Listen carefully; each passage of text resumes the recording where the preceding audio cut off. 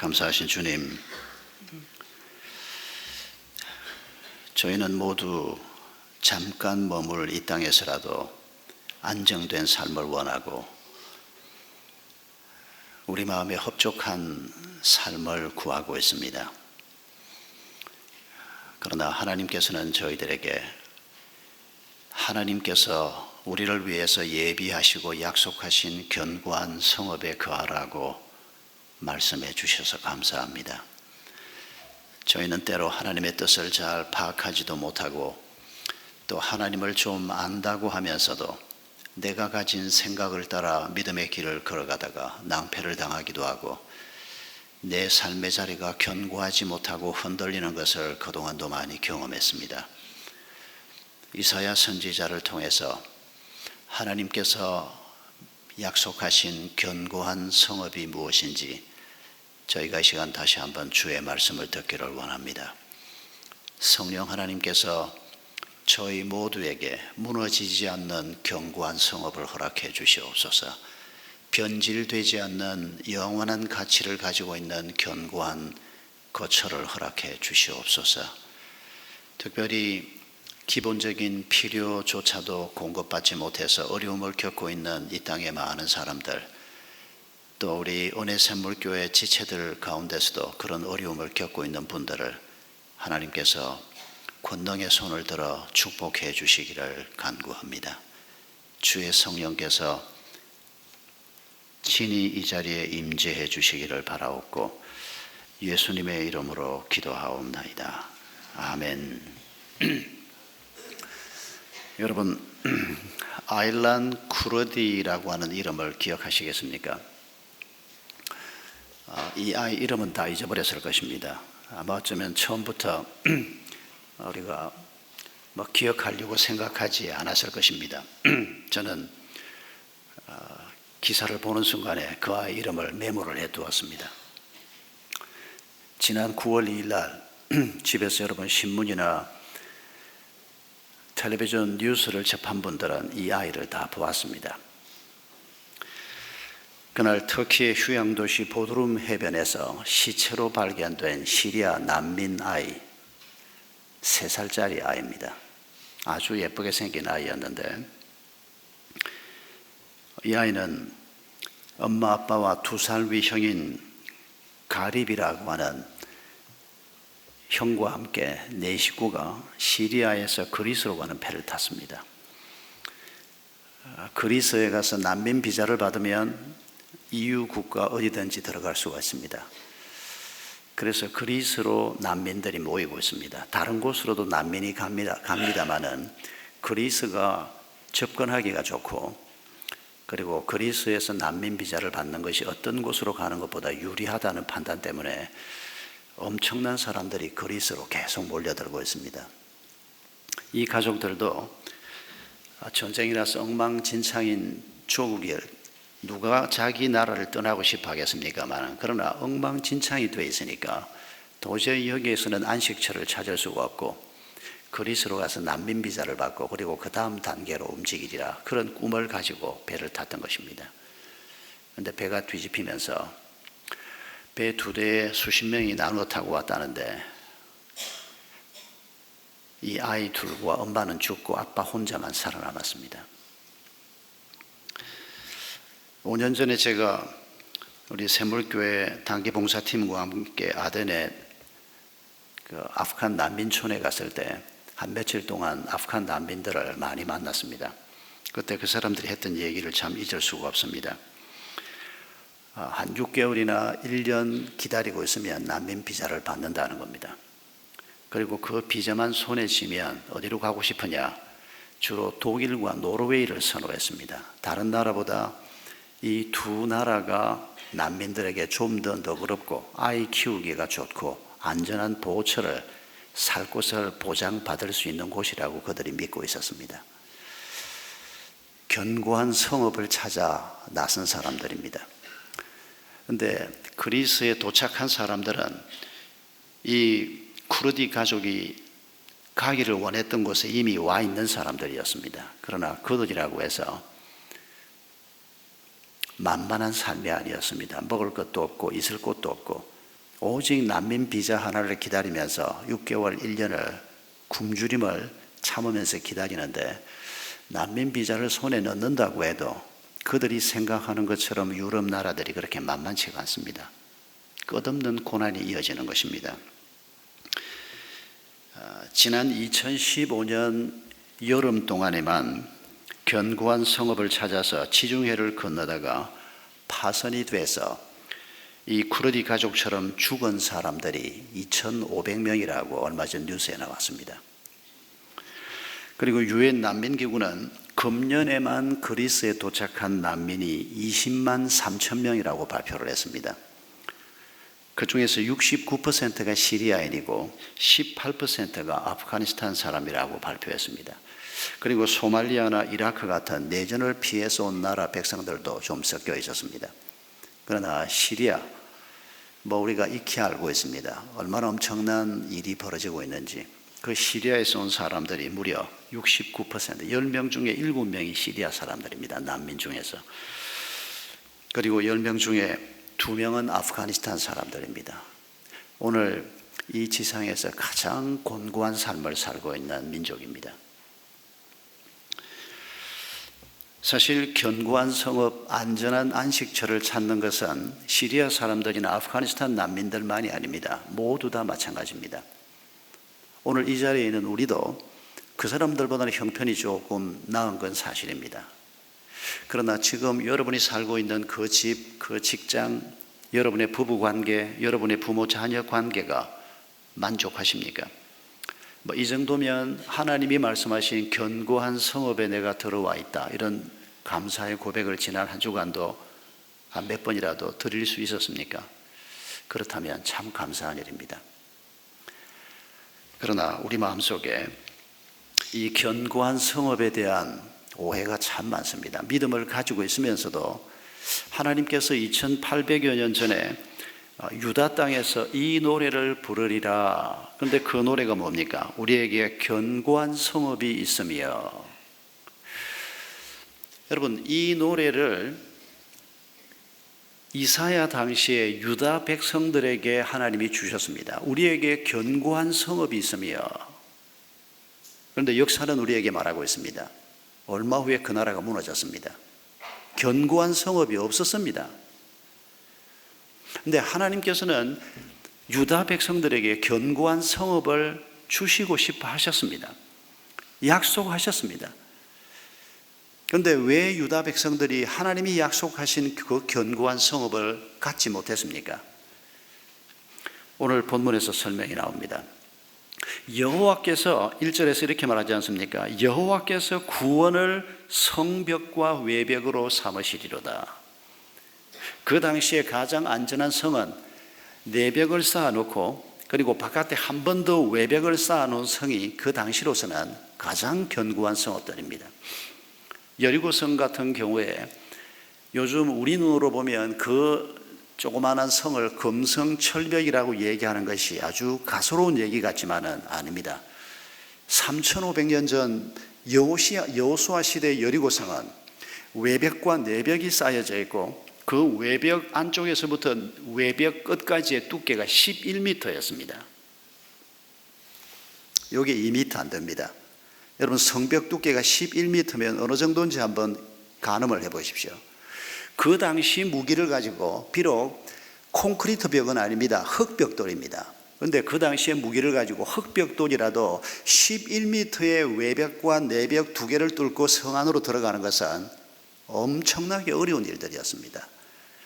그래서 지금 오래전에 여호와께서 이루시는 구원이 너희의 성벽이 되고 여호와께서 베푸시는 구원이 또 한 번 너희를 보호하는 외벽이 되게 하겠다, 이런 약속을 이사야를 통해서 하고 계시는 것입니다. 그런데 이런 하나님의 약속의 말씀을 붙들지를 못했습니다.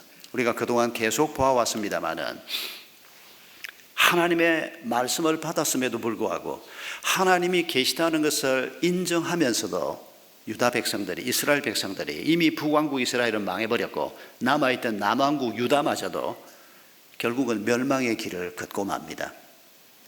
그러나 하나님이 약속하신 견고한 성읍이 이제 더 이상 존재하지 않는 겁니까? 아닙니다. 인간들이 적어도 그 시대의 대부분 주류 하나님의 백성들은 견고한 성읍을 얻는 일에 실패했습니다. 그러나 남아있는 사람들이 있었습니다. 대부분의 사람들이 하나님을 의지하지 않고 외세를 의지하려고 하고 무기를 의지하려고 하고 하나님이 아닌 다른 주를 바라보면서 하나님을 무시하고 하나님을 노엽게 하는 이런 길을 걸었지만은, 그러나 그 가운데서는 남은 자들이 있었습니다. 하나님께서 그들을 붙들고 또 새로운 구원 역사를 쓰시기 시작한 겁니다. 포로로 잡혀가고 또 포로로 잡혀가지 않고 남아있던 사람들은 이미 자기들을 보호할 수 있는 정부가 없어지고 국가가 없어진 그런 상황 속에서 처참한 삶을 살았지만은 오직 하나님을 바라보고 심지를 견고하게 하면서 믿음의 길을 걸어가면서 하나님의 나라가 어떤 방식으로 또 임할 것인지를 기다리고 있는 남은 자들이 있었습니다. 그들이 바로 구약 성경에서 계속해서 표현한 남은 자, 그리고 마지막 남은 자이신 예수 그리스도가 오시고, 그리고 그분을 통해서 새로운 12지파가 형성이 되고 이 복음이 2000년이 지나면서 오늘 우리에게까지 전해진 것입니다. 여러분, 우리가 먼저 기억할 것은 견고한 성읍은 우리가 짓는 집과 우리가 만들어가는 인생이 아니라고 하는 것을 날마다 잊지 말아야 합니다. 이스라엘 백성들이 이 분명한 사실을 놓치고 있었습니다. 날마다 하나님 앞에 예배를 드리면서도 놓치고 있었습니다. 아침 저녁으로 성전에서 제사가 드려지고 있는 것을 그들이 다 알고 있습니다. 성전 가까이 살지 않아도 아침 제사가 드려지고 저녁 제사가 드려지고 안식일만 되면 회당에서 함께 모이고, 그리고 1년에 몇 차례씩 성전에 올라가서 제사를 드리고, 이런 삶을 살면서도 어렵고 힘든 일이 생기면 다른 주를 자꾸 찾는 것입니다. 하나님만 의지하는 것이 아니고 아수르가 우리를 좀 도와주려나, 애굽이 우리를 좀 도와주려나, 또 실제로 그 주변 국가들이 유혹을 합니다. 저 강한 나라를 우리가 동맹을 맺고 이겨내보자. 하나님이 허락하시면 불신자하고도 동맹을 맺는 것이 아주 불가능한 일은 아닙니다. 그때마다 우리가 하나님의 인도를 잘 받아야 하는데, 하나님께서는 북왕국 이스라엘이나 남왕국 유다에게 아람과도 동맹을 맺지 마라, 애굽과도 구스와도 누구와도 동맹을 맺지 마라, 오직 나를 의지해라, 하나님이 이렇게 말씀을 주셨는데, 그들이 그 말씀 앞에서 심지가 견고하지 못하고 하나님을 아직 버린 건 아니면서도 다른 주를 찾고 다른 길을 찾으면서 멸망의 길을 걸어가고 결국 그들 앞에 견고한 성읍은 없어져 버리는 것입니다. 여러분, 이사야 27장 10절 11절을 보면 하나님께서 이런 말씀을 주고 계십니다. 견고했던 성읍은 적막하게 되고 거처가 황무하며 버림받은 광야와 같은즉 송아지가 거기에서 먹고 거기에 누우며 그 나무 가지를 먹어 없이 하리라. 가지가 마르면 꺾이나니 여인들이 와서 그것을 불살을 것이라. 백성이 지각이 없으므로 그들을 지으시니가 불쌍히 여기지 아니하시며 그들을 조성하시니가 은혜를 베풀지 아니하시리라. 그들이 견고한 성읍이라고 생각했던 그곳에 하나님이 계시지 않고 하나님을 무시하고 하나님의 주인됨을 인정하지 않으므로 그들에게 하나님의 은혜가 임하지 않았던 것입니다. 그리고 하나님께서는 자기 백성만이 아니라 이사야 13장에서부터 24장까지 무려 11장에 걸쳐서 그 주변 국가들에 대한 심판을 계속 예언하지 않습니까? 이스라엘같이 작은 나라 입장에서 보면 바로 옆에 있던 아람 같은 나라만 해도 강력한 나라였습니다. 그런데 더 강력한 나라가 북쪽에서 또 생겼습니다. 아수르 같은 나라가 생겼습니다. 도대체 이런 상황에서 어떻게 해야 되나? 아람이 북왕국 이스라엘하고 연합을 맺었습니다. 유다에도 동맹을 맺자고 했습니다. 그런데 유다가 그 동맹에 참여하지 않습니다. 그때까지만 해도 유다가 사람의 길 혹은 다른 주를 찾는 일에 동참하지 않고 하나님만 의지하려고 애를 썼습니다. 그러나 북왕국 이스라엘은 그런 길을 걸으면서 결국은 아수르에게 망하고 맙니다. 아수르같이 강한 나라가 이스라엘까지 멸망시켰으니까 남아있는 유다 입장에서는 저 앗수르하고 좀 설린 관계를 맺어야 하는가? 하나님은 아니라고 했습니다.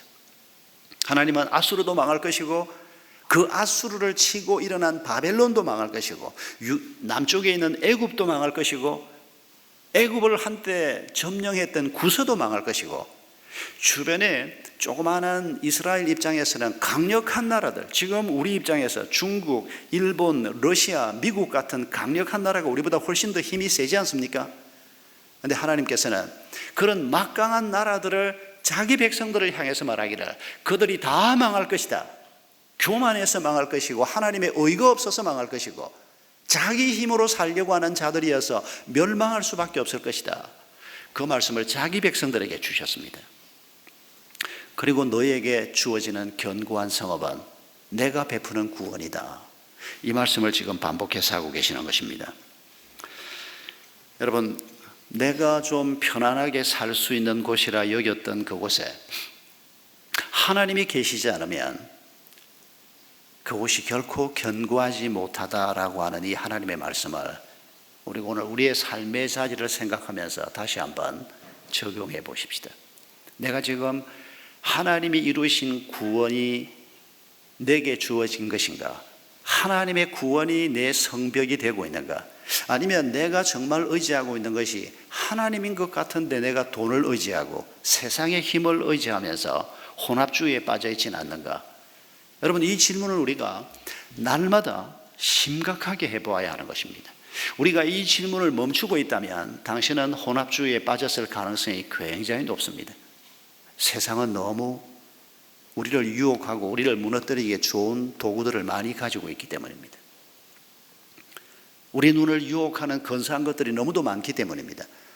그래서 우리가 하나님 앞에 질문하기를 멈추고 긴장의 끈을 늦추면 우리도 모르는 사이에 내가 예수를 믿고 하나님을 내 아버지라고 부르고 있긴 하지만은 큰 집을 보면 부럽고 잘 사는 사람 같아 보이면 약호가 죽어버리고, 지금 우리가 VIP를 품어보자고 지금 함께 기도하고 있는데 뭐 내가 저렇게 잘 나가는 친구한테 뭐 내가 전도를 해?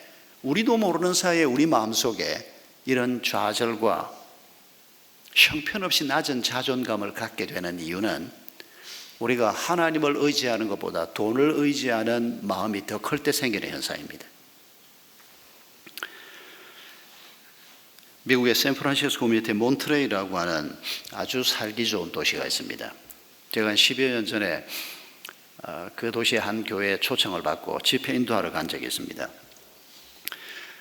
미국 사람들에게 은퇴하면 어디에 살고 싶으냐라고 물으면 플로리다, 샌디에고, 몬트레이 이 한 몇 개 도시 중에 항상 상위권에 드는 도시가 이 몬트레이입니다.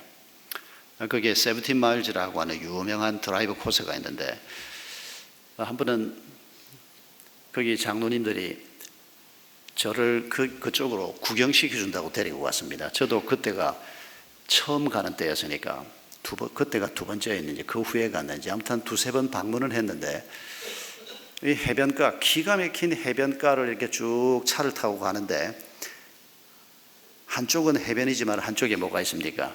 뷰가 기가 막힌 집들이 있습니다.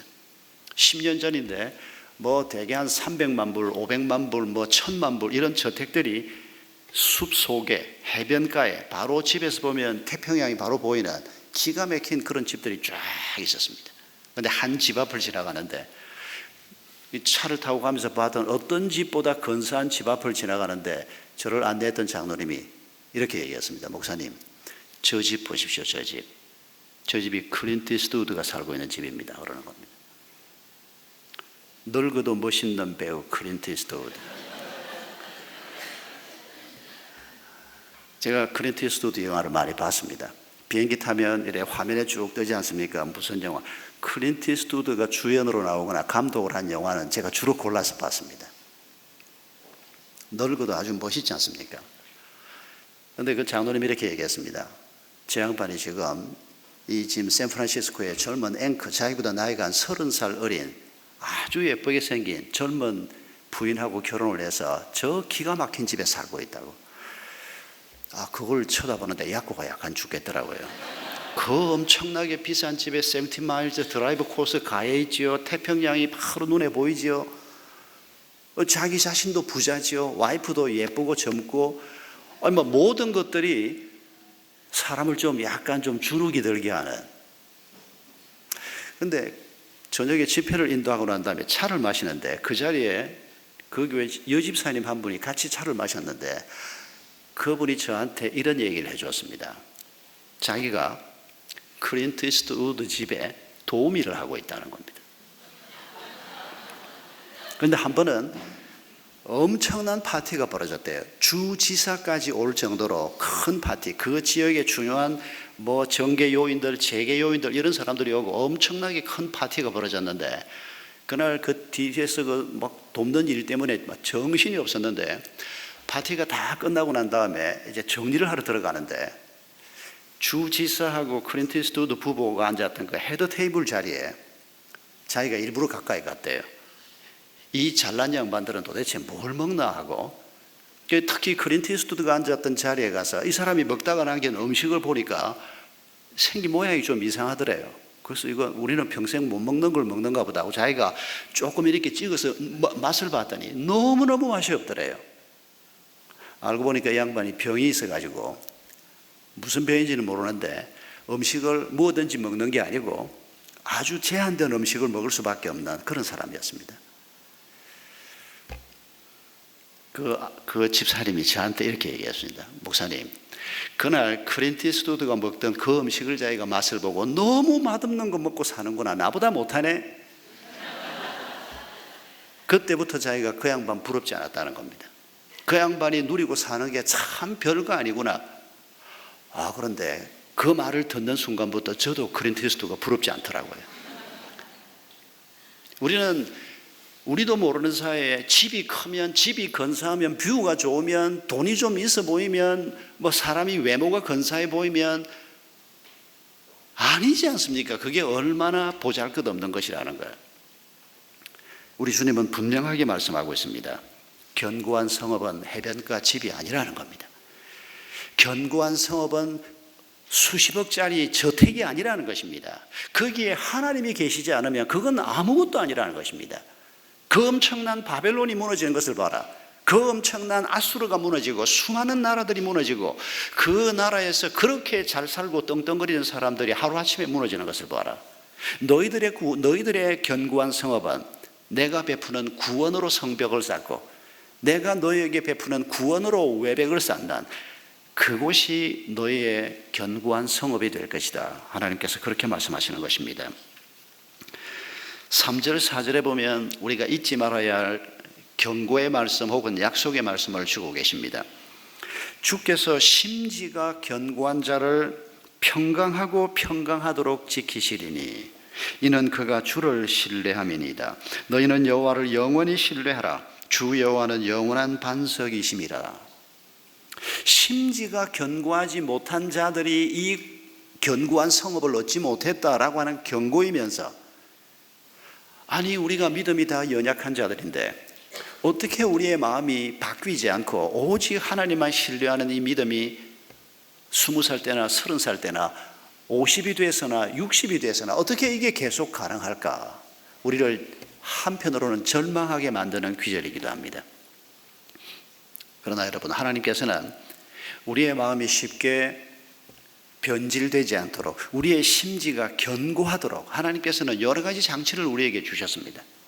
우리를 혼자 이 길을 가게 하지 않고 부부가 함께 이 길을 가게 하는가 하면 부부만으로도 부족하니까 목장에서 우리가 서로 격려하면서 이 길을 가도록 하나님이 만들어 놓지 않았습니까? 공동체가 중요합니다. 시마다 때마다 하나님께서는 우리에게 놀라운 은혜를 베푸시는 분입니다. 여러분, 우리가 우리의 힘으로 내 심지가, 내 믿음이 견고해지고 내 믿음이 변하지 않으리라.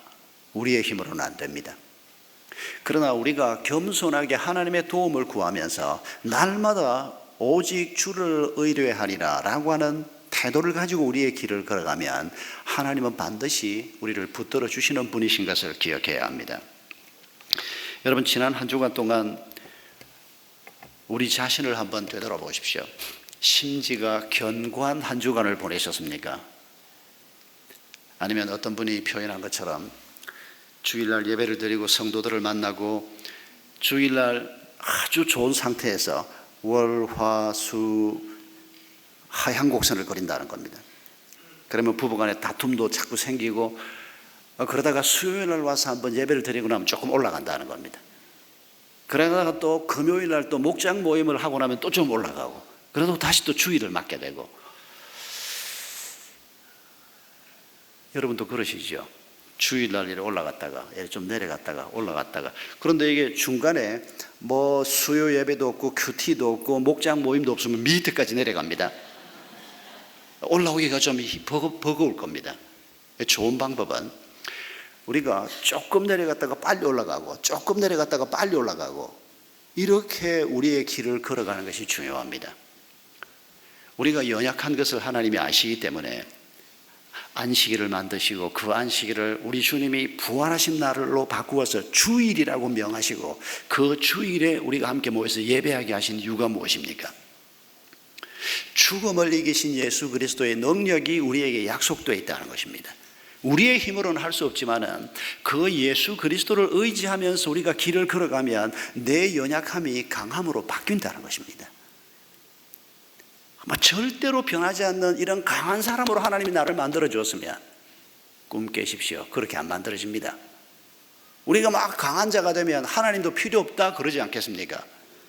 뭐 하나님이 내가 연약할 때 하나님이 나와 함께 하시고 내가 강한 자가 된 것 같았는데 또 연약해지고 그래서 끊임없이 하나님과의 교제가 계속되는, 여러분 이런 약함 가운데 나로 내 연약함 속에 하나님이 나를 강한 자가 되게 하는, 이게 싫어서 그냥 하나님이 한번 은혜 주시면 내가 불굴의 의지를 가지고 강철 같은 믿음을 가지고 어떤 일이 벌어져도 내가 흔들리지 않는 이런 사람으로 믿음의 길을 가리라.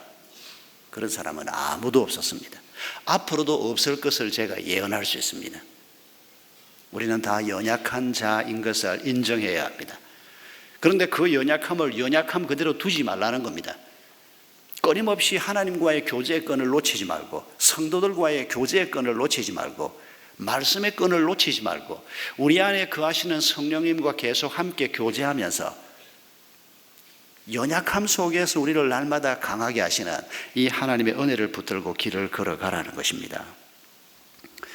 이사야 26장 7절에 이런 말씀이 나옵니다. 의인의 길은 정직하며 정직하신 주께서 의인의 첩경을 평탄하게 하시도다. 여러분, 믿음으로 살고자 하는 사람들을 하나님께서 의인이라고 말했지 않습니까? 그 의인의 길은 정직하다. 그런데 그 다음에 나오는 말씀이 정직하신 하나님께서라고 말합니다. 우리 속에 있는 정직이든지 성실이든지 혹은 사랑이든지 절제든지 무엇이든지 간에 우리 속에 있는 어떤 것이 있다면 그게 어디에서 왔을까요? 아버지가 물려주셨습니까? 예, 그런 것도 있긴 있습니다. 그러나 근본적으로 하나님이 우리에게 공급하시는 것임을 잊지 말아야 합니다. 내가 정직하게 살겠다. 마땅히 그래야죠. 그러나 하나님, 정직하신 하나님께서 그 하나님을 닮아가는 자로 우리의 길을 인도하시는 것, 여러분 이게 견고한 성읍으로 우리를 안내하는 길인 것을 잊지 말아야 합니다.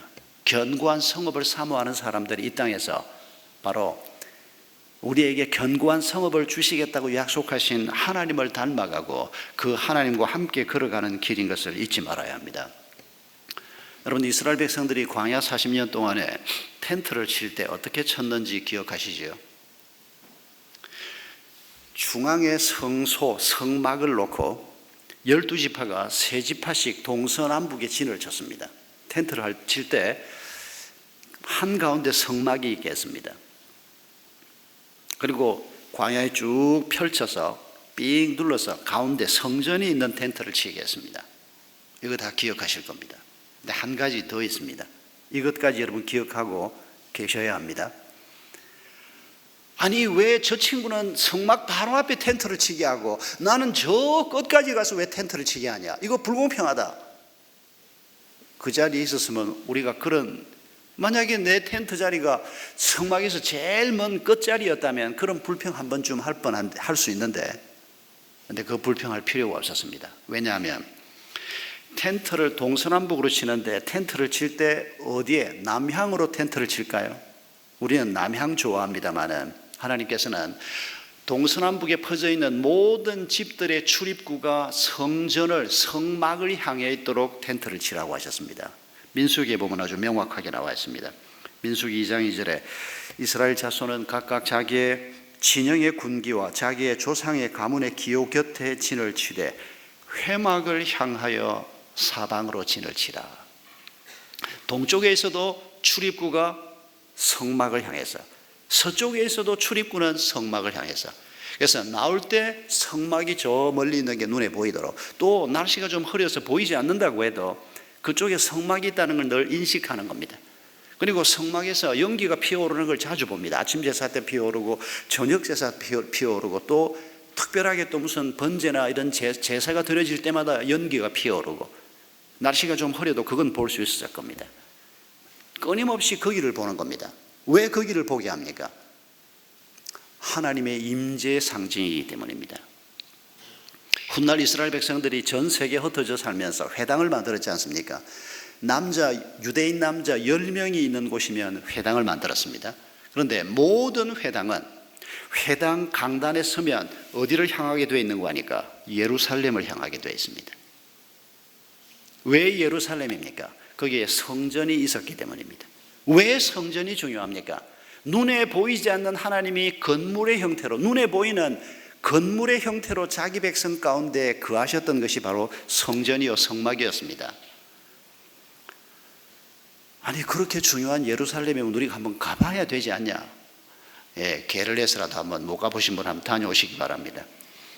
저도 15년 전에 한번 갔다 오고 두 번째 다시 한번 가보려고 벼르고 있는데 두 번째가 잘 안 되는데, 그러나 여러분, 그곳을 우리가 성지라 그러는데 아닙니다. 성지란 말은 너무 좀 과잉입니다.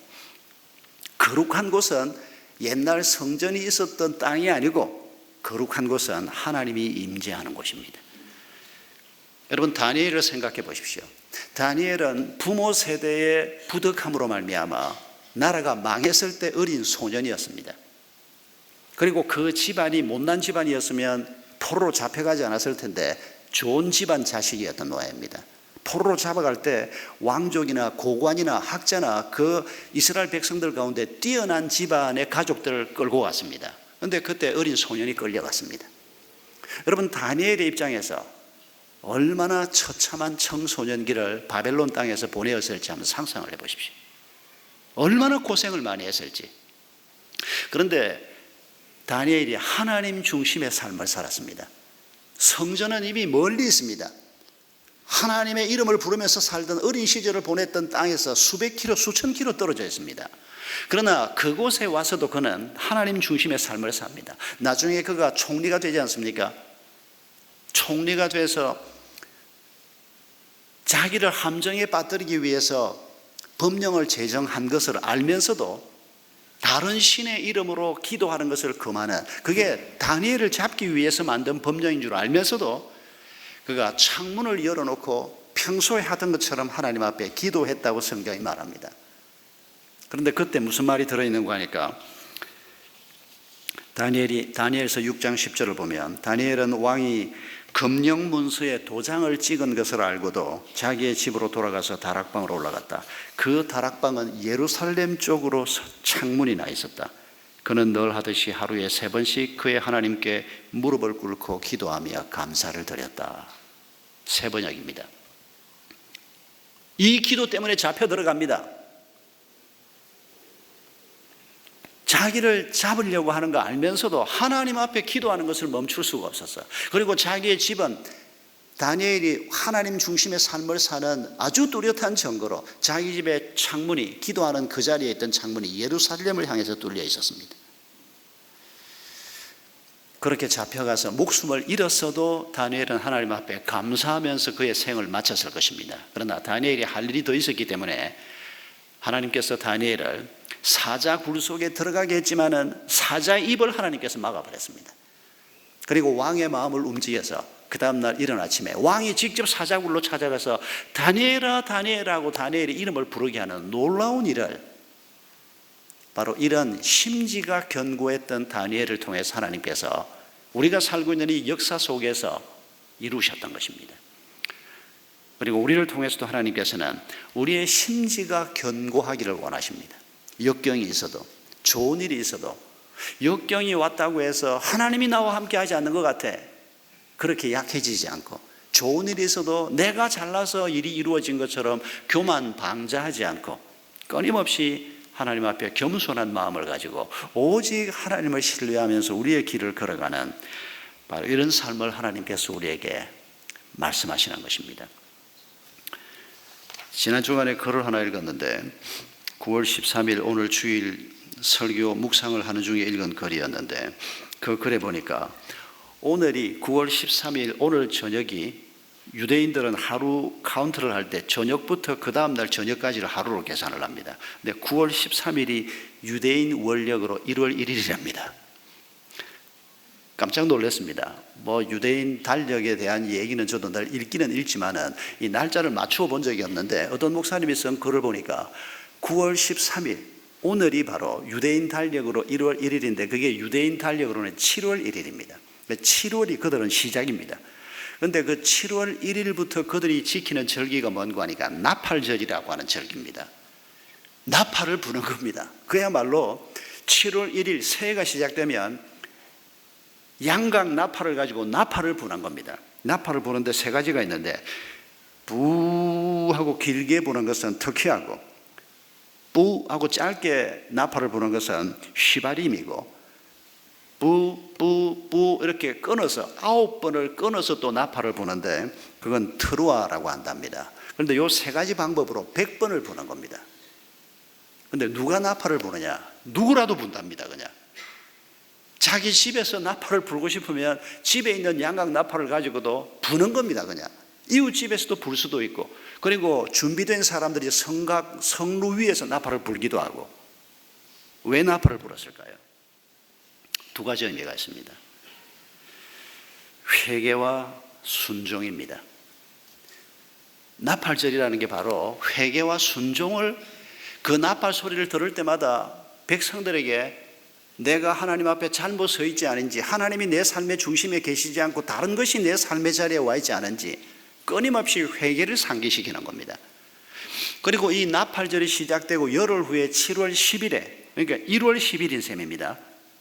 대속죄일입니다. 그날 대제사장이 양의 피를 들고 지성소까지 딱 한 번 들어가는 날이 바로 7월 10일입니다. 이게 나팔절과 함께 오는 겁니다. 여러분, 날마다 우리가 내가 혹시 오늘은 하나님을 내 마음 중심에 모시지 못하고, 혹시 오늘 내가 돈 중심으로 살지는 않았나, 내 감정을 따라서 살지 않았나, 내 욕망을 따라 날마다 우리가 돌이켜 봐야 하는 겁니다. 그거 하지 않아도 괜찮을 정도로 경건한 사람이 우리 가운데 아무도 없기 때문입니다. 자칫 잘못하면 우리가 내 생각을 따라 살게 되고, 내 생각을 따라 말하게 되고, 내 감정을 따라 말하게 되고, 여러분, 이걸 우리가 두려워하지 않으면 하나님 중심의 삶을 살고자 하면서도 그 삶이 우리의 것이 되지 못한다는 것입니다. 순종의 의미는, 여러분, 나팔절 때 부는 그 양각 나팔이 양의 뿔로 만드는 거랍니다. 그런데 이 순종의 의미를 나팔절에 투영해서 랍비들이 가르치기 시작한 것은 바로 아브라함 때문이라는 겁니다. 하나님께서 아브라함에게 이삭을 바치라. 그래서 그 이삭을 바치기 위해서 모리아산으로 가지 않습니까? 그런데 자기 아들을 죽이기 위해서 칼을 뽑아들었는데, 그때 아브라함은 내가 이 아들을 죽이면 이제 다시 자식을 낳는 것은 이건 힘들 것이고, 하나님이 이 아들을 다시 살려주셔서 이 아들을 통해서 유업을 이어가리라, 그런 믿음을 가지고 히브리서를 보면 분명히 그렇게 써놓았습니다. 내가 죽이면 이 아이를 다시 살리리라. 그런데 하나님이 아브라함의 마음을, 믿음을 아셨습니다. 그래서 아브라함아, 아브라함하고 급하게 부르시고 됐다, 그만하면 됐다. 그리고 아이를 제물로 바치지 말고 저 숲에 있는 양을 바쳐라. 그때 양이 뿔이 나무에 걸려서 도망가지 못하고 있는 그 양을 잡아서 하나님 앞에 제물로 바쳤습니다. 그래서 그때 이후로 이 양각 나팔을 만들어서 부하고 그 소리를 듣는 사람들마다 하나님 앞에 자신의 연약함을 고백하고 하나님의 도우심을 간구하고, 그리고 아브라함이 순종했던 것처럼 오직 하나님만 의지하고, 아들을 죽이라 그래도 죽일 수밖에 없고, 그런데 하나님은 아들을 죽이라고 명령하시는 일은 안 하지 않습니까? 그런데 아들을, 자식을 우리보다 먼저 데리고 가는 일은 가끔씩 하십니다. 참 기가 막힌 일이지만은 부모님이 우리 먼저 떠나기도 하고, 우리가 참 받아들이기 어려운 상황이 우리 가운데 생기기도 합니다. 그게 하나님 책임이라고 결코 다 생각하지는 않습니다. 우리의 연약함 때문에 생기는 일을 하나님이 막지는 않으시고 내버려 두셔서 생기는 일들이 들어 있기도 합니다. 그러나 어떤 상황이 벌어지든지 간에 심지가 견고한 자가 돼서 정직하신 하나님을 바라보며, 성실하신 하나님을 바라보며, 거룩하신 하나님을 바라보며 우리의 길을 걸어갈 때 우리가 이 땅에 살고 있는 동안에 견고한 성읍이 우리에게 주어질 것입니다. 그러나 여러분, 이 땅에서 우리가 누리게 될 견고한 성읍이 최종 성읍이 아닌 거 우리가 압니다. 진짜 견고한 성읍은 우리가 죽음을 통과해서 가는 그 영원한 나라에서 우리를 기다리고 있을 것입니다. 그러나 이 땅에서 사는 동안에도 이 변화무쌍하고 온갖 일들이 벌어지는 이 세상 속에서도 하나님께서는 우리에게 견고한 성읍을 분명히 약속하셨습니다. 이번 한 주간에도 내가 의지하고 싶은 것을 의지하지 마시고 오직 하나님을 의지하면서 하나님이 내게 베푸시는 구원이 이번 한 주간 동안에는 어떤 방식으로 나타날 것인가, 우리가 그걸 기대하면서 믿음의 길을 걸어갈 때 나를 보호하는 성벽이 바로 그 여호와의 구원으로 말미암아 이루어지는 것을 보게 될 것입니다. 더 튼튼하게 외벽까지 쌓아서 우리를 구원하는 하나님의 손길을 이번 한 주간에도 기대하시면서 믿음의 길을 걸어가시기 바랍니다. 우리가 그런 길을 걸어갈 때 부족한 우리를 통해서 하나님의 뜻이 이루어질 것입니다. 이사야를 통해서 하나님의 뜻이 이루어진 것처럼 우리를 통해서도 하나님은 그 일을 이루어 가기를 원하십니다. 내 가정에서 하나님은 하나님의 뜻이 이루어지기를 원하시고, 우리의 일터에서 내가 고통당하고 있는 그 현장에서 내 마음이 약해질 수밖에 없는 그 아픔의 자리에서도 하나님께서는 우리를 도우셔서 우리의 구원을 이루어 가기를 원하시는 것입니다. 우리 함께 찬송하십시다.